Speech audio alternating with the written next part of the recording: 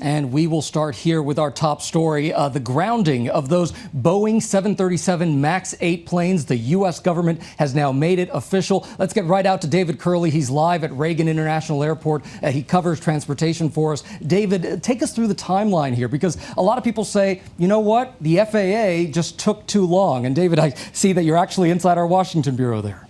I am at the bureau. There's a real question about whether the FAA took too long or not. What the agency will say is that they base their decisions on evidence, and the evidence changed overnight from Tuesday into Wednesday, and so they ordered the grounding of the 72 aircraft here in the United States. But what's going to tell us whether they've made the right decision or the wrong decision is happening in Paris right now. The two black boxes from the Ethiopian crash are in Paris at the Safety Investigation Bureau there to be read out, to extract the data, which should tell us, are these two crashes, the Ethiopia crash on Sunday and the Lion Air crash in Indonesia back in late October, are they related? The reason the FAA decided to ground is that if you look at the flight data that they have right now, the path of the two aircraft, they basically were going up and down and up and down. And they saw enough similarities and the time between some of those dips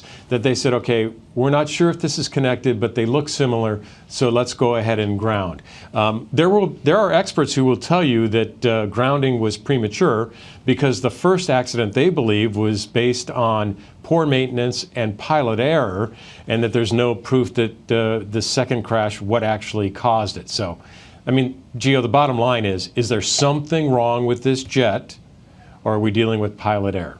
And basically, that black box, the data from that black box is what you're saying, may tell them what exactly happened before this plane went down. Yeah, two boxes actually. So flight data is going to tell us exactly what the pilots were doing, what the plane was doing, which systems were engaged, which systems were not engaged, and what the pilots were talking about as this plane was going up and down, as we said, where they, you know, this could be anything from, was there a fire in the cargo hold? Was there something else going on in the cockpit? I mean, we really don't know yet. The problem is, this is a brand new jet. We've seen two crashes in less than 5 months, and these dips right after takeoff look similar. So let's figure it out. And that data and the voice recorder should tell us. And there's a chance, Gio, that we could have some answers today. All right, David Curley live in Washington. David, we will see you tonight on World News Tonight with David Muir.